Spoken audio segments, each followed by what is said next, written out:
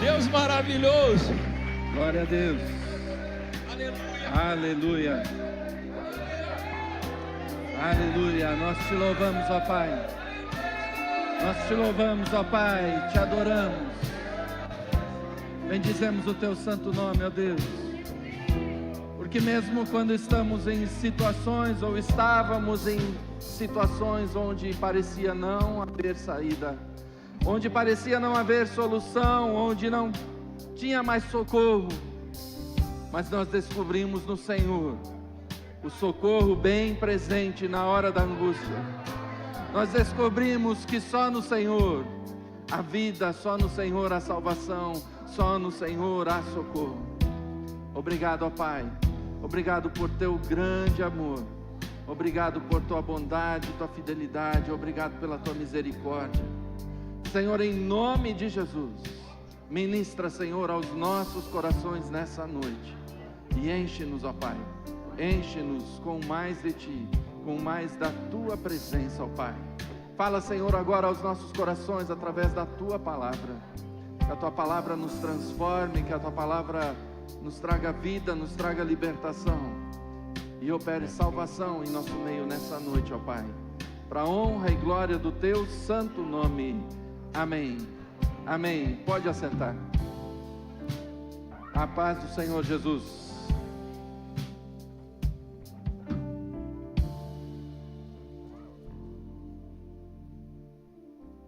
Que bom estarmos aqui mais uma vez e podermos falar sobre a palavra de Deus, podermos meditar nessa palavra e perceber o quanto Deus é bom e através do seu Santo Espírito Ele conduz as nossas vidas, Ele conduz os nossos cultos, Ele conduz todas as coisas à nossa volta segundo a sua vontade, segundo o seu querer. Quando começaram a cantar esse último louvor, eu falei, tem tudo a ver com aquilo que Deus colocou no meu coração para ministrar nessa noite. Porque eu vou falar aqui sobre salvação da família, mas usando histórias de pessoas que estavam em momentos que talvez não tivesse esperança, talvez não tivesse socorro, não tivesse outro jeito, não fosse por Deus sempre criar uma solução para aqueles a quem Ele ama e para aqueles que confiam e creem no seu poder e creem naquilo que só Ele pode fazer. Abra sua Bíblia no livro de Atos, capítulo 16. Atos 16, a partir do versículo 25.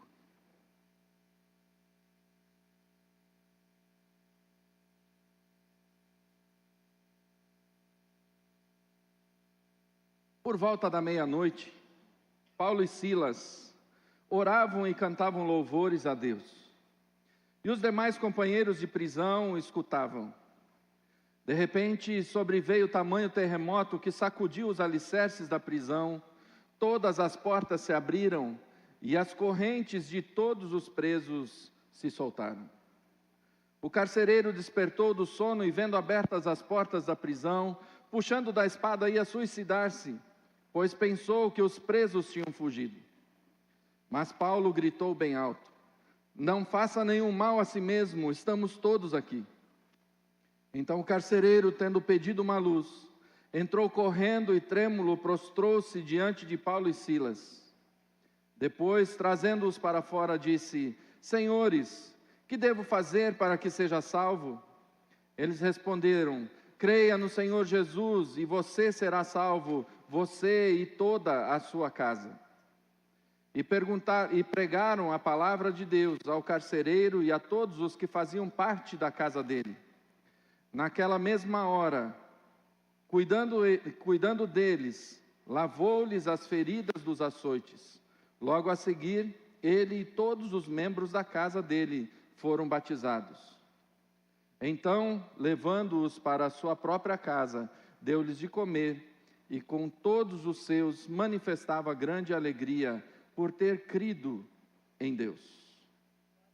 Essa história é uma história que me chama bastante atenção todas as vezes que eu leio. Gosto muito de ver como Deus é amoroso e como Deus é cuidadoso com aqueles que o amam. A princípio, talvez você possa dizer o que tem a ver com a minha família, porque estou falando aqui da história de Paulo e Silas, que foram presos injustamente. Lógico, se a gente analisar bem a história, o lugar que eles estavam, eles foram presos por perseguição religiosa, porque eles estavam evangelizando, estavam anunciando a palavra de Deus, e de repente tinha uma moça que ficava andando atrás deles todos os dias, e o que ela falava não era uma mentira. Ela sempre estava atrás deles dizendo: esses homens vos anunciam o amor de Deus, esses homens vos anunciam a salvação. Era totalmente verdade a respeito de Paulo e Silas, porque era o que eles falavam. Mas essa moça, ela continha com ela um espírito de adivinhação. E esse espírito de adivinhação que estava nela, ele estava sendo usado para perturbar a pregação de Paulo e Silas. Aonde eles chegavam, aonde eles iam, essa moça atrapalhava a pregação de Paulo e Silas. Até que de repente Paulo se revolta com a situação e ele repreende esse espírito maligno que estava naquela moça, e o espírito sai. E tinha pessoas que ganhavam dinheiro com as adivinhações dela. E lógico que essas pessoas não curtiram nem um pouco, porque a fonte de renda, a fonte de lucro deles tinha cessado. Agora aquela moça não adivinhava mais nada. Ela não falava mais nada que pudesse trazer algum tipo de recurso para eles. E aqueles homens imediatamente prendem Paulo e Silas, levam eles até o juiz, e Paulo e Silas são açoitados e depois são lançados na prisão.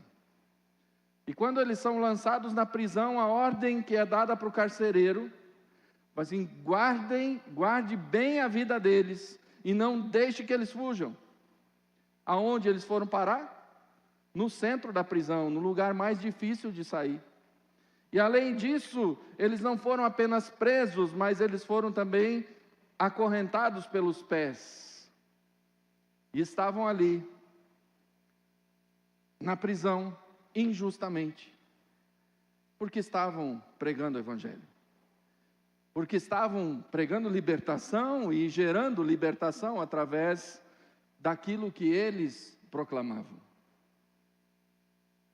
Mas Paulo e Silas não se abateram com a situação. Eles estavam presos, sim, mas não tristes, não abalados, porque eles sabiam o Deus que eles estavam servindo. Eles conheciam o Deus que os tinha arregimentado, que os tinha chamado para que eles pregassem o Evangelho. E eles sabiam que, mesmo que fosse necessário morrer, eles estavam no caminho certo, porque Deus estava com eles. Em muitos lugares, em muitos textos, nós vemos Paulo falando sobre isso, falando assim: para mim o morrer é lucro. Para mim o viver é Cristo, mas o morrer é lucro. Então se eu estou preso e isso aqui for o meu fim, está tudo bem, e eu vou continuar louvando, vou continuar cantando. E eles estavam lá pregando para os presos e cantando, louvando.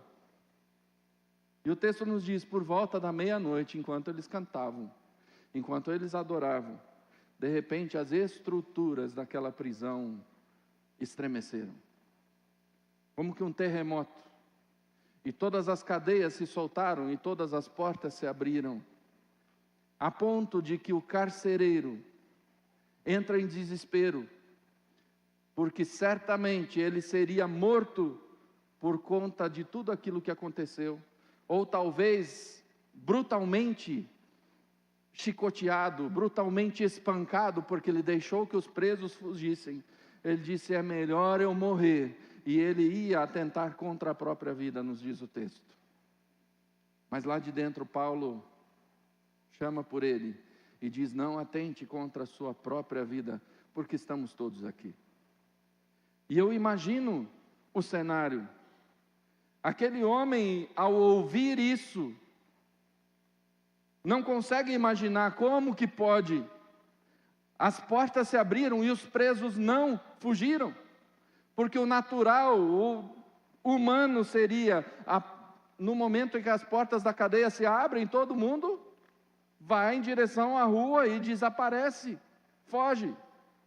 E de repente ele escuta uma voz chamando: estamos todos aqui. E ele se lança aos pés de Paulo. E a pergunta que ele faz: o que eu preciso fazer para que eu seja salvo? O que preciso fazer para que eu seja salvo? Era a questão daquele homem a partir daquele momento. A partir daquele cenário todo desesperador a princípio, mas de repente ele vê uma esperança. E Paulo diz para ele: crê no Senhor Jesus e serás salvo, tu e a tua casa. E essa é a palavra para nós hoje. Crê no Senhor Jesus e serás salvo, tu e a tua casa. Mas é automático? Não, não é automático. Isso que é o mais doido, porque tem gente que acha que dá para ser salvo de carona. Porque meu pai é crente, porque meu pai vai na igreja, porque meu pai ora, porque meu pai estuda a Bíblia, porque meu pai vive segundo os princípios de Deus, então a Bíblia diz: crê no Senhor Jesus, será salvo tu e a tua casa, então por causa do meu pai eu sou salvo também. E não tem nada a ver sobre isso. A verdade é que pode ser. A salvação é para toda a família, é para toda a sua casa, porém precisa ser recebida individualmente. Salvação é para toda a sua família, mas individualmente cada um precisa receber essa salvação. E nessa mesma história nós vamos perceber algo interessante, porque nós vamos ver aqui que a salvação chegou à casa do carcereiro, mas ela chegou lá porque todos creram no Senhor Jesus como Senhor da vida deles. No versículo 32, nos versículos 32 e 34 que nós lemos, a palavra nos diz: pregaram a palavra de Deus ao carcereiro e a todos que faziam parte da casa dele. Naquela mesma hora da noite, cuidando deles, lavou-lhes as feridas dos açoites. Logo a seguir, ele e todos os membros da casa dele foram batizados. Por que eles foram batizados? Porque eles creram. Então, levando-os para a sua própria casa, deu-lhes de comer, e com todos os seus manifestava grande alegria por ter crido em Deus. Todos foram salvos, mas todos creram. Nós vivemos um tempo onde as pessoas estão achando que dá para ser salvo de carona com alguém. É de carona com o pai, é de carona com mãe, é de carona com a esposa, é de carona com o marido. Que se um está salvo, fala assim: estou garantido. E isso não é verdade. Se estão ensinando isso para você, se alguém falou para você que é suficiente, eu vou te falar nessa noite: não é suficiente. Se você com a sua própria boca não confessar, se você no seu coração não crer que Jesus Cristo é Senhor, que Ele é Salvador sobre a minha, sobre a sua vida, nada disso vai acontecer. A salvação é para todos, é para toda a família, mas todos precisam receber o Jesus, precisam crer nele, precisam confessar o seu nome. Não podemos ficar aqui imaginando e pensando que a palavra então é mentira, porque ela não mente. Mas nós, a partir do momento que somos salvos, temos sim uma responsabilidade. Aquele homem, naquela madrugada, ele pergunta para Paulo o que é necessário fazer para que eu seja salvo, e ele diz: crê no Senhor Jesus, será salvo e tua casa. Mas ele levou Paulo e Silas até a casa dele. Ele levou a palavra, ele levou o evangelho até a casa dele, para que todos pudessem ouvir, para que todos pudessem crer, para que todos pudessem ser salvos. Agora a gente tem a mania de achar que, nossa, porque aquele meu parente, ele nunca vai se converter, porque ele tem horror a crente, porque ele não gosta de crente, e aí nós nem falamos de Jesus para ele. Nós não levamos o Salvador para ele, nós não apresentamos o Salvador para ele, porque ele não vai crer. Mas como ele vai crer se nós não apresentarmos? Como que a família do carcereiro chegaria a conhecer Jesus se ele não levasse a mensagem até eles? Se ele não permitisse que eles também ouvissem sobre a salvação como ele ouviu? Então você quer que sua casa seja salva? Você quer salvação para toda a sua família, para toda a sua casa? Ore pela sua família e apresente Jesus para ela. Eu já vivi situações na minha vida que eu achei curiosas.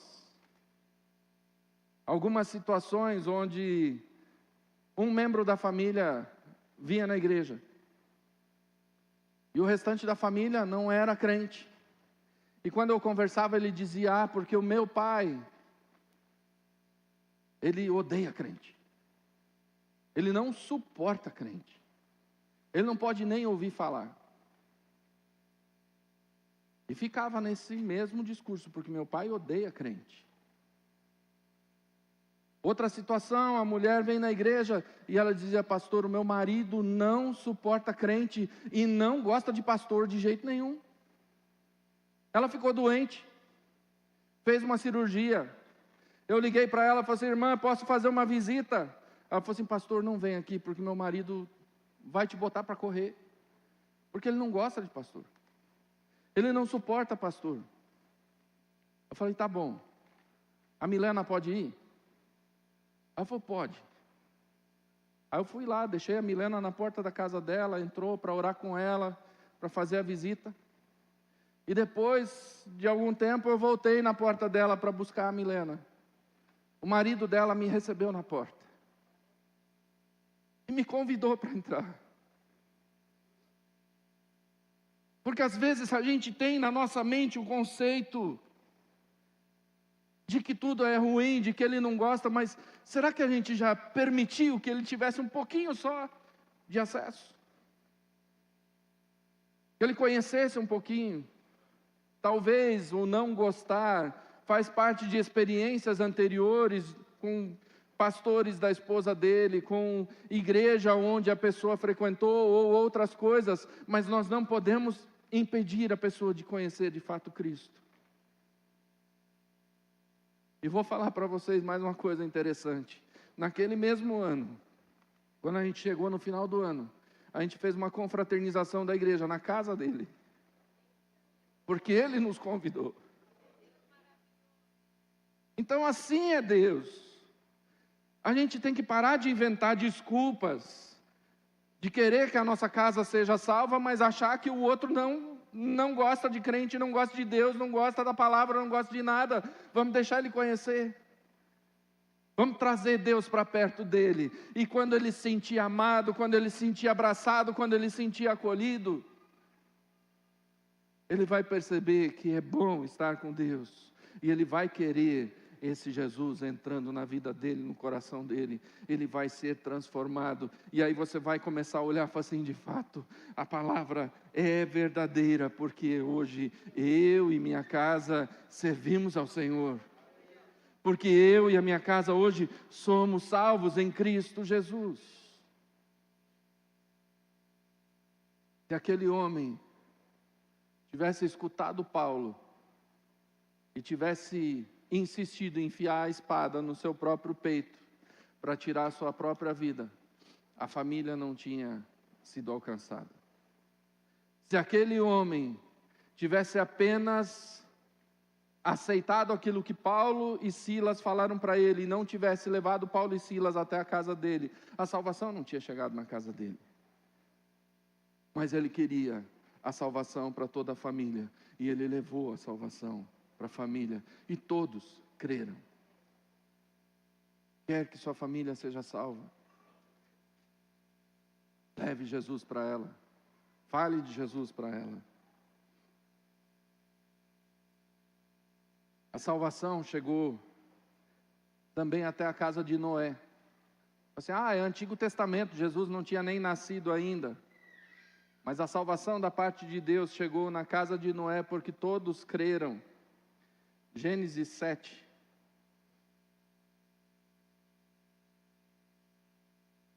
Versículo 1.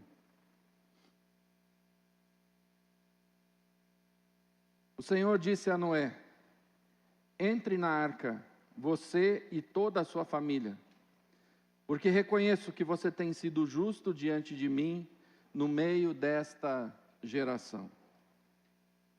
Ah, pastor, eles foram de carona com Noé, na arca que Noé construiu.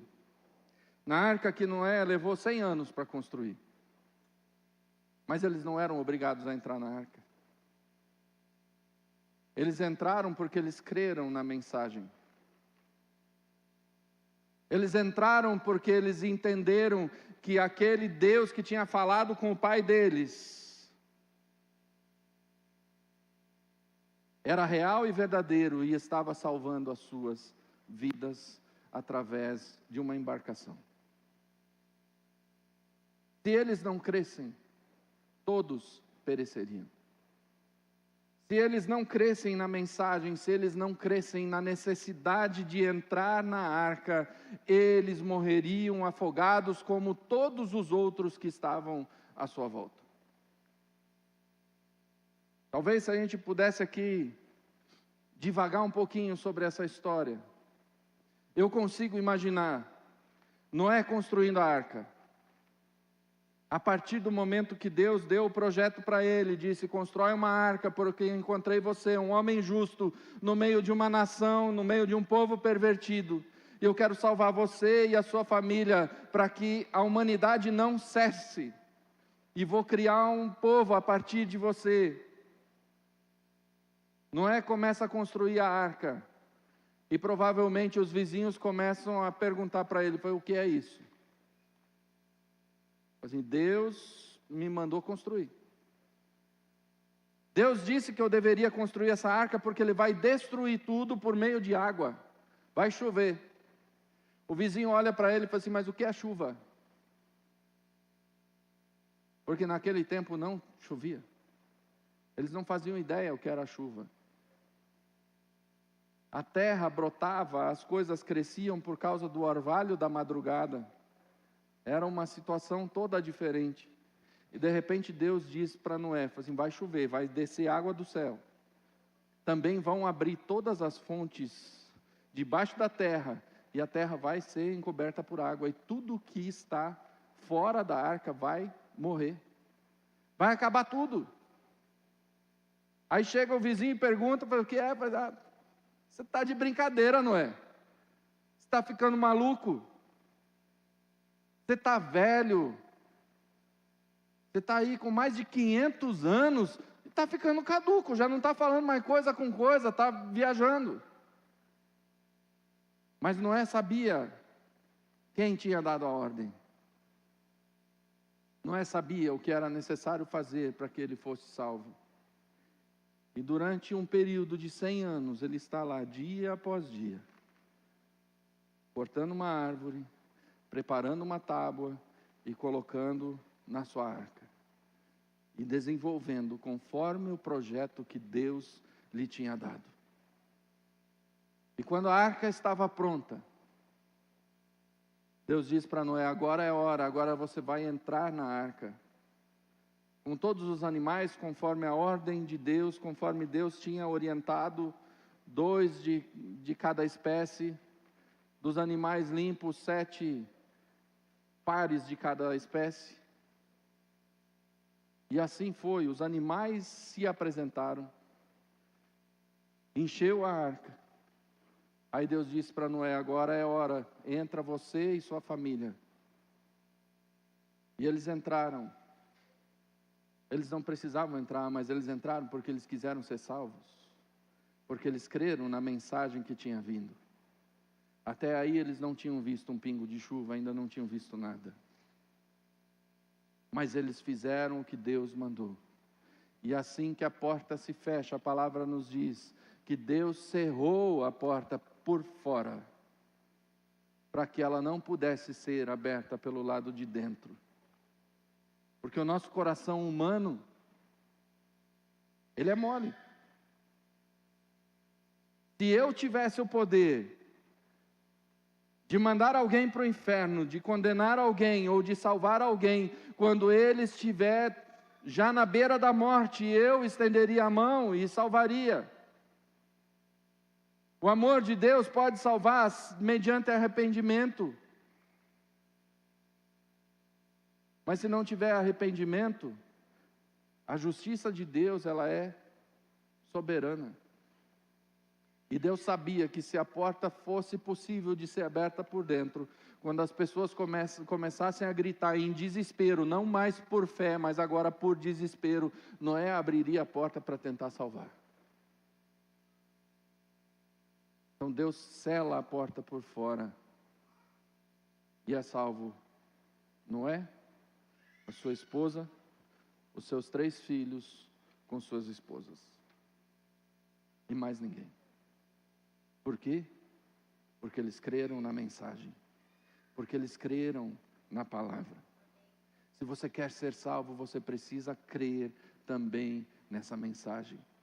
A salvação é para todos, a salvação é para toda a família, mas todos precisam crer.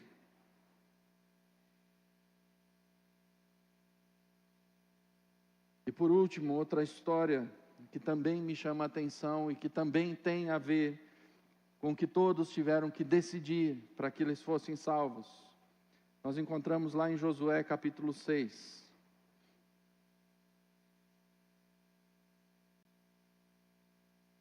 Versículo 17. Porém a cidade será condenada, ela e tudo que nela houver.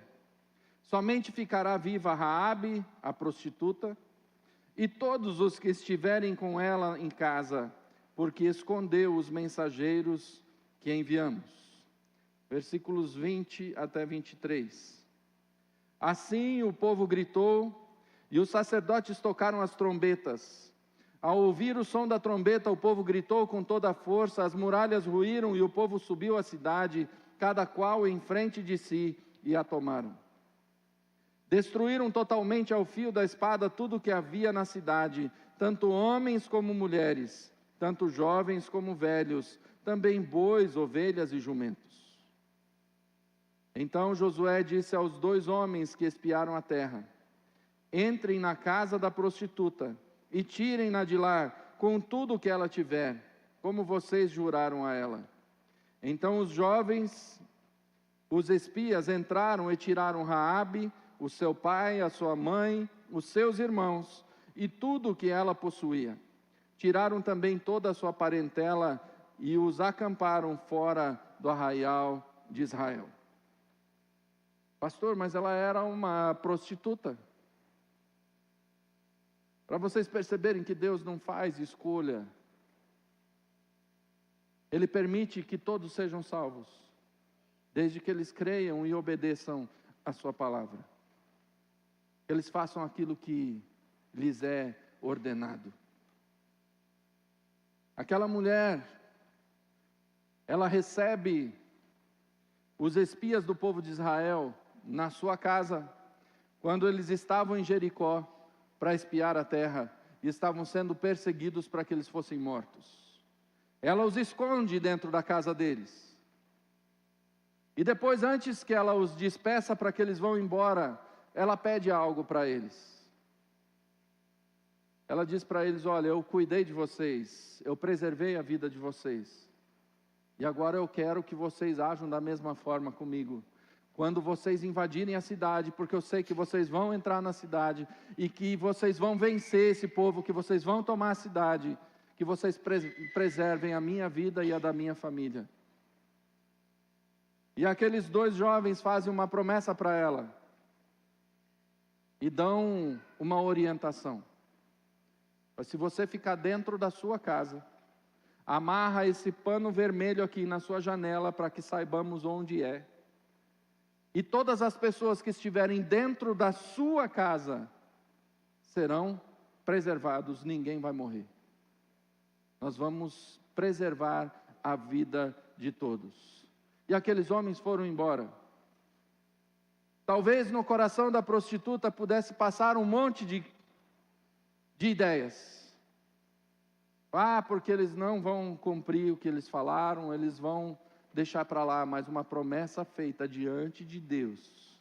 E aqueles que são bons com os servos de Deus, Deus também os socorre, Deus também os guarda. E quando o povo de Israel chega diante de Jericó, eles marcham em volta da cidade, e quando eles dão o brado de vitória e as muralhas caem, a casa de Raabe é preservada. E Josué dá ordem aos dois jovens, fala, vão na casa da prostituta, tirem ela e todos que estiverem dentro da sua casa. E o texto nos diz que Raabe e todos os que estavam na sua casa foram salvos. Mas por que tinha gente na casa dela? Porque eles creram que poderiam ser salvos através de estar na casa dela. Foi essa mensagem que eles ouviram e foram nessa mensagem que eles creram. Eles entenderam que era importante e eles obedeceram à ordem. E por isso foram salvos. Se eles tivessem saído, eles teriam morrido. Se Raabe tivesse saído, ela teria morrido. Se o pai dela tivesse saído, ele teria morrido, mas porque ele estava lá dentro, ele foi salvo.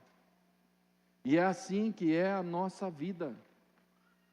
Jesus está aqui nessa noite, e Ele está dizendo, fica na minha presença, reconhece o meu nome, permanece na minha presença. Se você permanecer, você vai ser salvo. Mas aqueles que não permanecerem na minha vontade, aqueles que não reconhecerem Jesus como Senhor da sua vida, serão condenados. Mas tem muita gente por aí arriscando.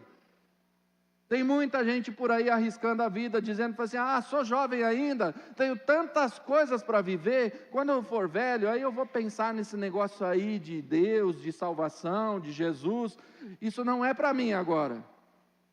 Só que nós não sabemos quando a muralha vai cair. Nós não sabemos o dia que Jesus vai voltar.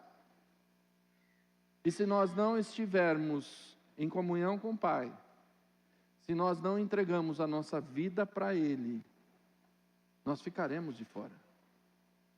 Assim como ficaram de fora aqueles que estavam lá junto da arca de Noé, mas que não entraram quando deveriam ter entrado, porque não eram justos, porque não tinham intimidade, porque não tinham conhecimento de causa.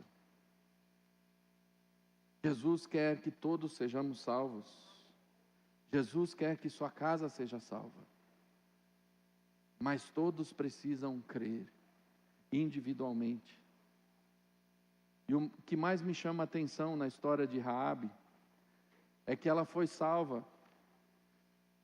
E eu diria que ela foi salva por completo, não só a vida dela foi preservada.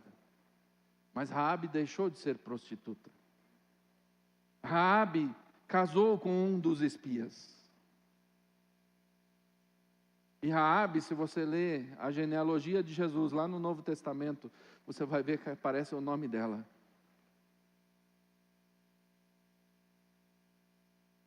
Porque ela gera Obed, que é bisavô de Davi. Ela entra na genealogia de Jesus. Se fosse eu decidindo, falar assim, Deus, uma prostituta, para ter o nome lá na genealogia de Jesus, porque nós julgamos, mas ela se arrependeu, ela mudou de vida, ela teve a vida transformada, ela teve a vida salva, e Deus usou o nome dela, Deus usou uma prostituta para estar na genealogia dele. Agora, quem é você para dizer que não tem jeito na sua vida? Que a sua vida é tão ruim, que os caminhos por onde você andou, as coisas que você fez são tão ruins que você não tem mais expectativa, que você não tem esperança, que não tem salvação para você. Se até mesmo a prostituta Deus salvou e colocou o nome dela na genealogia, quem é a sua história, o que é a sua história diante disso tudo? Para que você entenda que precisa ser salvo, para que você entenda que precisa reconhecer, sim, Jesus, se você entregar a sua vida nessa noite para Ele, Ele pode te salvar.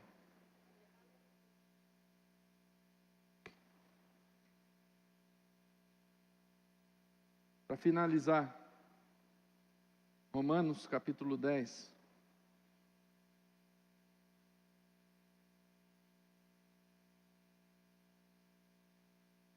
Versículo 9 e 10.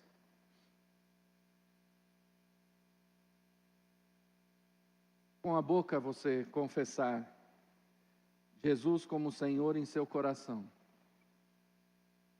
e crer que Deus o ressuscitou dentre os mortos, você será salvo. Porque com o coração se crê para a justiça e com a boca se confessa para a salvação. Essa mensagem é para você nessa noite. Esse chamado é para você. Se com a sua boca você confessar Jesus como Senhor e em seu coração crer que Deus o ressuscitou dentre os mortos, você será salvo. Temos alguém aqui nessa noite que ainda não fez isso, que ainda não entregou seu coração para Jesus, que ainda não confessou Jesus como Senhor da sua vida. Eu quero te dar a oportunidade nessa noite. Se temos alguém que gostaria nessa noite de confessar Jesus como Senhor da sua vida, levante sua mão para que eu possa orar com você. Talvez ninguém da sua... Deus te abençoe. Talvez ainda ninguém da sua família tenha tomado essa decisão, você seja o primeiro. É o primeiro passo para que Jesus entre na sua casa através de você e depois alcance outros também. Pode baixar sua mão. Temos mais alguém que gostaria nessa noite de confessar Jesus como Senhor da sua vida? Não deixe passar a oportunidade. Não deixe de dar esse passo em direção à salvação, em direção a Jesus Cristo. Ele te amou de uma maneira tão grande, independente do que você tenha feito, independente do seu pecado, Ele pode perdoar todos. Temos mais alguém que gostaria nessa noite de confessar Jesus? Levante sua mão, quero orar com você. Quero convidar você que levantou a mão, vem até aqui, quero orar com você.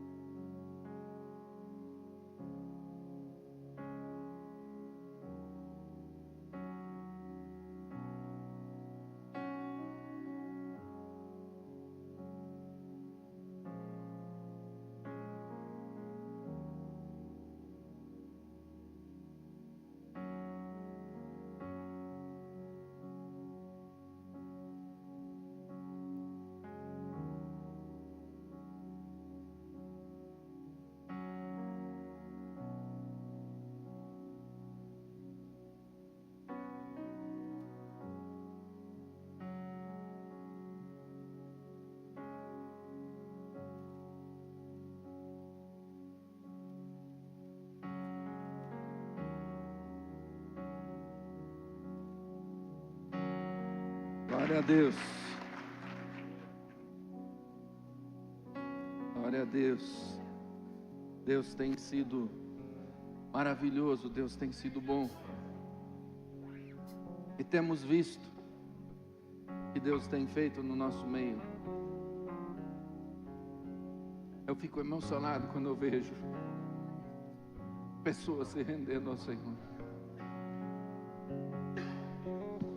Nas últimas semanas, pelo menos 8, 9 pessoas vieram aqui para receber a Cristo. Isso é extraordinário, porque Deus continua salvando, porque Deus continua restaurando. Mas se você quer a salvação da sua família, ore constantemente pelos seus familiares, até que todos creiam e sejam salvos por Jesus Cristo. Só nele há esperança, só nele há vida, só nele há de fato salvação. Feche seus olhos. Eu quero orar por você, pela sua família, que realmente Deus faça milagres na nossa casa, na nossa família, em nome de Jesus. Pai, em nome de Jesus, nós te louvamos nessa noite. Te agradecemos, ó Pai, pela Tua palavra, porque a Tua palavra é viva, a Tua palavra é eficaz, porque a Tua palavra, Senhor, ela enche os nossos corações, ela nos transforma, ela nos renova, mas especialmente a Tua palavra vem para transformar vidas e salvar, Senhor. Senhor, em nome de Jesus, nós te louvamos, porque houve salvação nesse lugar, e porque na Tua palavra diz que onde uma alma se converte, há festa no céu, e por isso, Senhor, eu sei que nessa noite há celebração, mas nós queremos, Senhor, clamar agora pelas nossas famílias, queremos clamar a Ti, Senhor, por todos os nossos familiares que ainda não Te conhecem, que ainda não se renderam, que ainda não se entregaram a Ti, ó Pai. Que o Senhor encontre cada um, nos dê estratégia, nos dê planos, para que possamos fazer a Tua vontade e possamos anunciar o Teu Evangelho a eles, e que eles venham, Senhor, a se render e se converter, confessar com as suas bocas e crer no seu coração que o Senhor é Deus, e que assim sejam também salvos, ó Pai. Que haja salvação na nossa casa, na nossa família, e que possamos declarar com todas as nossas forças que eu e a minha casa servimos ao Senhor. Senhor, em nome de Jesus, nós te louvamos e nós te bendizemos. Pedimos agora ao Pai também, abençoa nesse momento, quando iremos celebrar a ceia do Senhor, momento tão especial e sublime da Tua casa, da Tua igreja, quando nós relembramos o Teu sacrifício, o Teu amor por nós. Obrigado, Senhor, por tão grande amor. Obrigado pelo perdão que alcançamos na cruz do Calvário. Obrigado, Senhor, por todas as coisas. Enche-nos, Senhor, enche-nos e abençoa esse nosso momento de comunhão, em nome de Jesus. Amém. Amém. Isaías capítulo 53.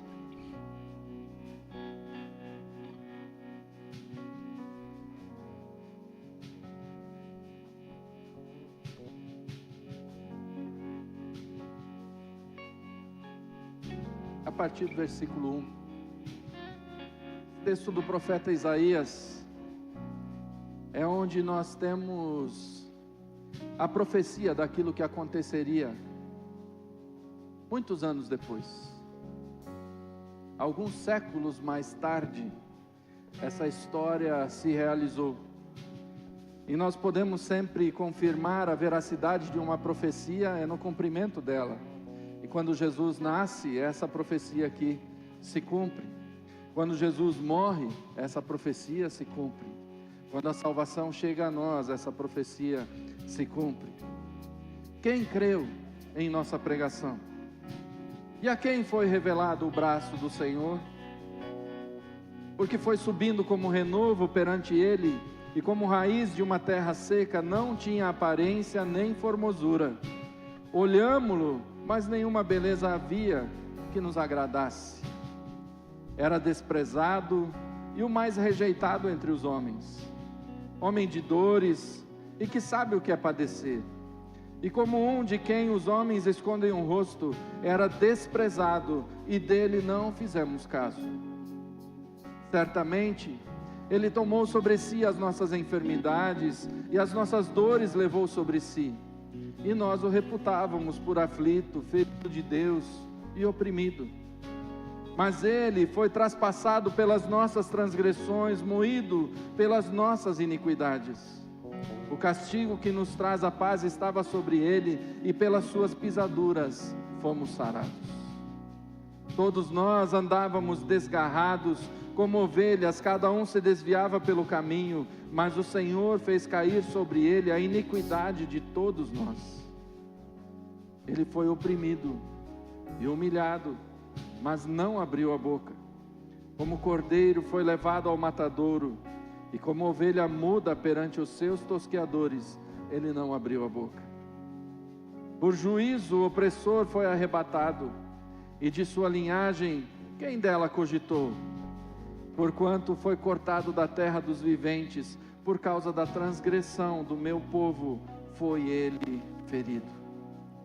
Designaram-lhe a sepultura com os perversos, mas com o rico esteve na sua morte, posto que nunca fez injustiça, nem dolo algum se achou em sua boca. Todavia ao Senhor agradou moê-lo, fazendo-o enfermar, quando der ele a sua alma como oferta pelo pecado. Verá a sua posteridade e prolongará os seus dias, e a vontade do Senhor prosperará nas suas mãos. Ele verá o fruto do penoso trabalho de sua alma e ficará satisfeito. O meu servo, o justo, com o seu conhecimento justificará a muitos, porque as iniquidades dele levará sobre si. Por isso eu lhe darei muitos com a sua parte, e com os poderosos repartirá ele o despojo, porquanto derramou a sua alma na morte. Foi contado com os transgressores, contudo levou sobre si o pecado de muitos, e pelos transgressores intercedeu. Parece a narrativa de tudo aquilo que aconteceu lá no dia em que Jesus morreu. Na verdade, desde o dia que Jesus nasceu, ele não nasceu com pompa, ele não nasceu sendo desejado, ele não nasceu com as pessoas tendo expectativa por ele. Lógico, José e Maria eram pai e mãe, talvez alguns tios, mas as outras pessoas, a partir do nascimento dele, passam a persegui-lo. A partir do início do ministério dele, passam a odiá-lo. Mas ele só veio para carregar sobre si o meu pecado, o seu pecado, para carregar sobre si a minha enfermidade, a sua enfermidade, para carregar sobre si a minha dor e a sua dor, a minha culpa e a sua culpa.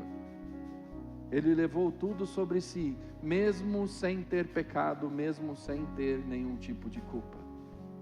Foi ele que pagou todo o preço para que eu e você pudéssemos ser salvos. E quando nós chegamos no Novo Testamento e nós vemos a noite da última ceia, a forma como Jesus ali serviu os seus discípulos, e a ordem que ele deixa, ele diz: depois que eu partir, vocês vão continuar partilhando este pão, partilhando esse cálice, em memória de mim, em memória desse sacrifício que eu estou oferecendo para vocês. E é isso que nós vamos fazer nesse momento. Mais uma vez nós vamos celebrar juntos a ceia do Senhor. Nós vamos celebrar junto, não um culto de luto, mas um culto de celebração, porque Jesus morreu, porque Jesus deu vida na morte dele, mas ele também ressuscitou, e ele vive para todo sempre. E assim como ele vive, eu e você viveremos eternamente, porque nós cremos e entregamos a nossa vida para ele. Então, como nos diz a palavra lá em 1 Coríntios, examine o homem a si mesmo e depois coma do pão e beba do cálice. Nós vamos nesse instante orar e você faz a sua oração, a sua análise, a sua avaliação de como está o seu coração diante de Deus. E depois nós queremos juntos participar desse pão e desse cálice. Mas eu vou repetir o que eu sempre falo. Não é para você fazer um autoexame e dizer: eu não vou tomar, porque eu estou em pecado. Arrependa-se, confessa o seu pecado. Jesus está aqui, Ele vai te perdoar. E depois coma do pão e beba do cálice junto conosco, em nome de Jesus. Pai, em nome de Jesus, nós mais uma vez te louvamos, nós te bendizemos, pelo teu grande amor, por tua bondade, Senhor, porque o Senhor nos salvou lá na cruz do Calvário ao derramar o seu sangue por nós. E o Senhor também gerou em nós vida ao ressuscitar dentre os mortos e vencer a morte de uma vez por todas. E por isso nós vivemos aqui na esperança e na expectativa de encontrarmos contigo na glória. Senhor, em nome de Jesus, perdoa, Senhor, o nosso pecado, se falhamos, se erramos diante de Ti, se falhamos com alguém, nos perdoa, Senhor, nesse instante. E prepara, Senhor, o nosso coração, para que possamos, Senhor, com um coração tranquilo e com um coração grato, participar da Tua mesa, em nome de Jesus. Amém. Amém. Vou pedir aos irmãos diáconos, eles vão distribuir o pão e o cálice. Quando você receber, segura contigo e depois nós vamos juntos participar tanto do pão quanto do cálice.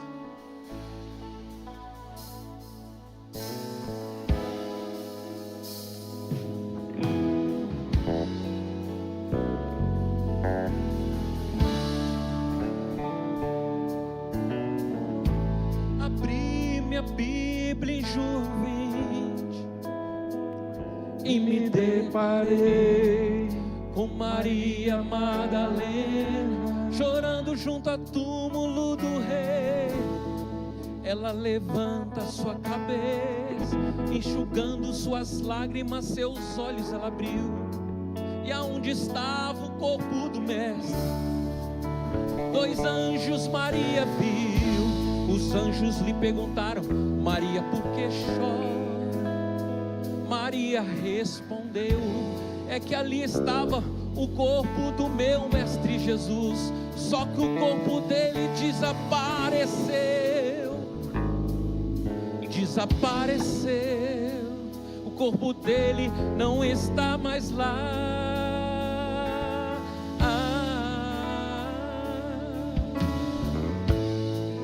Maria, se voltar para trás, creio eu já disposta a ir embora, é quando Yeshua aparece e lhe pergunta: Maria, por que chora? Maria, por que me busca? Maria, faça-me um favor, não me procure entre os mortos, porque vivo eu estou. Vai lá e diga aos meus irmãos, para que eles, Maria, comecem a sorrir. Fala para eles que ainda não acabou. Fala que a morte eu venci. Então Maria, sem perder tempo, foi em direção aos discípulos. Ela correu, chegando lá ela disse assim: ó, senta todo mundo aí, porque eu vou contar tudo o que aconteceu. A terra estremeceu, sepulcros se abriu, e nada será seu grande amor. Ó morte, onde estás? O Rei ressuscitou, Ele venceu pra sempre.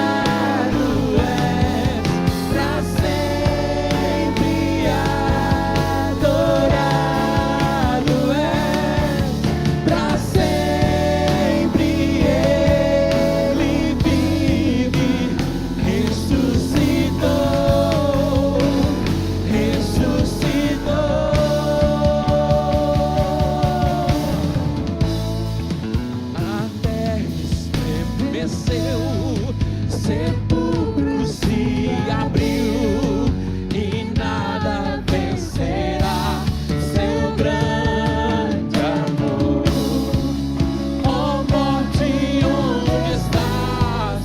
O Rei ressuscitou, Ele venceu para sempre, para sempre exaltado és, para sempre adorado és, para sempre Ele vive, ressuscitou, ressuscitou.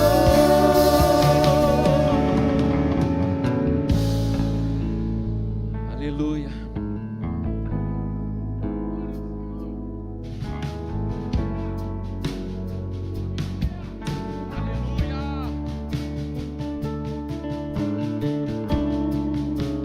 Alguém que gostaria de participar da ceia, deixou de receber o pão ou o cálice? Não?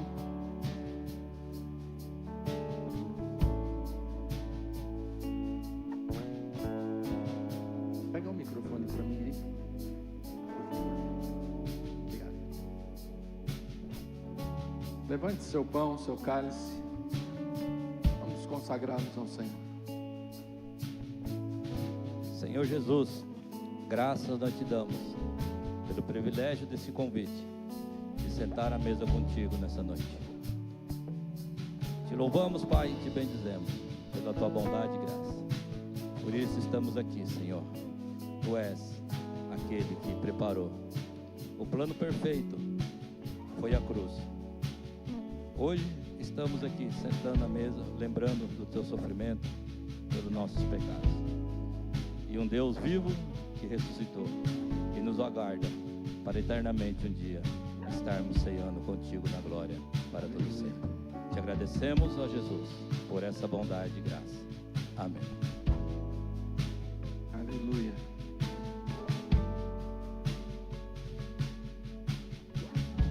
Senhor Jesus, na noite que foi traído, Ele tomou o pão, Ele deu graças, o partiu e disse: esse é o meu corpo que foi dado por vós.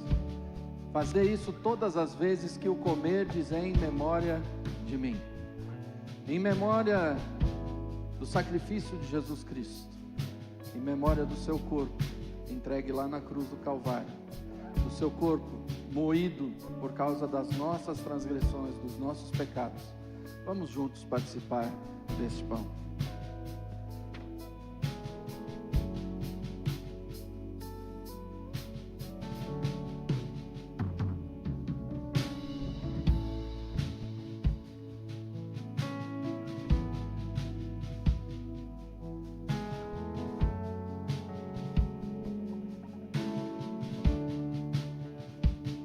Por semelhante modo, Jesus tomou também o cálice e disse: esse cálice é a nova aliança no meu sangue.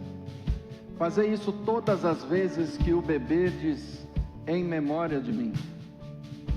O sangue de Jesus, ele nos purifica de todo pecado. O sangue de Jesus, ele foi derramado para que eu pudesse ser salvo, para que você pudesse ser salvo. Esse sangue precioso, ele nos perdoa de todo o nosso pecado e deveria ter sido o nosso, mas Jesus se fez pecado em nosso lugar, se entregou por mim e por você, para que nós tivéssemos vida e vida em abundância. E ele diz: quando beberem, façam isso em memória de mim, em memória do sangue de Jesus, em memória de Jesus. Vamos juntos participar desse cálice.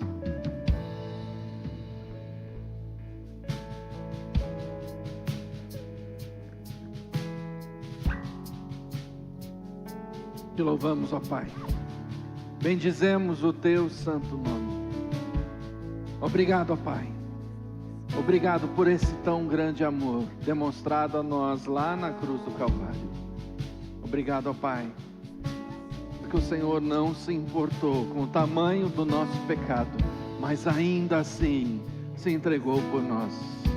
Obrigado, ó Pai, porque em Ti nós encontramos vida, porque em Ti temos vida abundante. Em nome de Jesus. Aleluia. Glória a Deus. Vamos louvar. A terra estremecer.